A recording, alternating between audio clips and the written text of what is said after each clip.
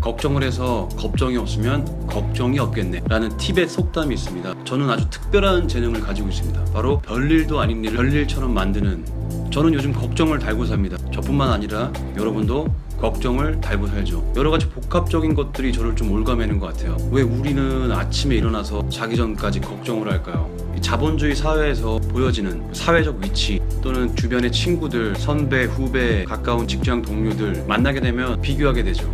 아, 쟤는 나랑 동갑인데 벌써 저 형은 저 나이에, 와, 나도 저 나이에 돈이, 멋진 차가, 같은 고민들. 우리가 흔히 하는 SNS에서의 존재, 가끔 이렇게 보면은 나 빼고 다 잘 사는 것 같은 그런 느낌 있잖아요. 저 또한 마찬가지예요. 아주 가끔 여행을 하고, 아주 가끔 음악을 하고, 아주 가끔 공연을 하고, 아주 가끔 행복했던 것들만 올리잖아요. 하지만 우리의 실체는 거기에는 없어요. 오랜만에 만난 친구들은 또 저를 부러워할 때가 있어요. 야, 그래도 너는 하고 싶은 거 하면서 재밌게 살잖아. 그러면 저는 약간 가면 쓴 얼굴로 쓰는 숨? 물론 제가 이제 매일 불행한 건 아니에요. 제가 좋아하는 음악을 듣거나 가끔 곡을 쓰거나 연주를 할 때, 또 일에 몰두할 때는 가슴에 좀 뜨거운 거를 느낄 때가 있어요. 내가 살아있구나. 하지만 평소에는 걱정을 좀 많이 하는 편이에요. 행복하기 위해 이게 먹고 사는 문제인가, 충분히 뭘 해도 먹고는 사는데 의식주는 해결되는데 평범하지 않은 내 인생이 누구보다 가치 있는 삶, 남들과는 좀 다른 삶을 살고 싶긴 한데 그게 또 뜻대로 되지 않을 때 욕심이 커질수록 불안감과 조급함은 더 커지는 것 같아요. 알랭드 보통이라는 작가의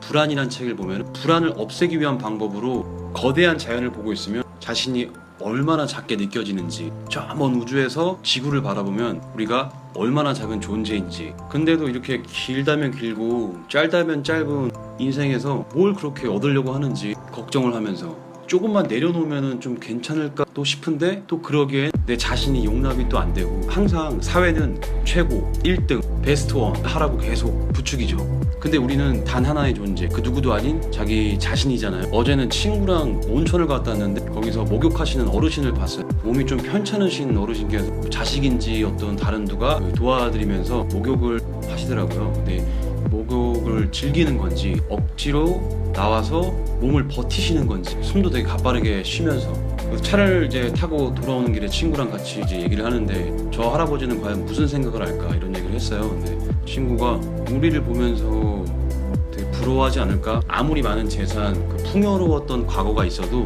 젊은 우리를 보면서 모든 걸 바꿔서라도 돌아가고 싶을 거라고, 이런 얘기 많이 듣는 것 같아요. 10대 때는 20대 형들이 야, 내가 너 나이만 됐어도, 내가 너 때는 20대가 되니까 30대 형들이, 40대 아저씨들이 야, 내가 너 나이엔 돌도 씹어 먹었다. 또 30대가 되니까 또 내 윗사람들이 야, 너 나이 때는, 야, 내가 너 나이 때는 무슨 다 철인이었어요.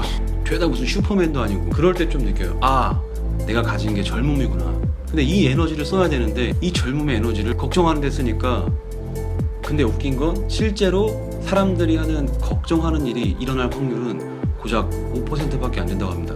그렇다면은 저는, 또는 우리는 걱정의 시간보다 앞으로 나아가야 할 날들을 기대하면서 값진 삶을 살아야 되는데 그게 말처럼 쉽지가 않잖아요. 그래도 조금씩 변해가면서 가치 있는 삶을 살기 위해 한 발 한 발 노력해야겠죠. 그 누구도 아닌 온전한 내 자신을 위해서, 내 젊음을 무기로. 그래서 여러분도 오늘도 내일도 하루하루를 가치 있는 삶을 살길 바랍니다. 3, 40년 후에 자신을 돌아봤을 때 미소 짓고 후회 없는 삶이었길 저 또한 노력을 할 거고,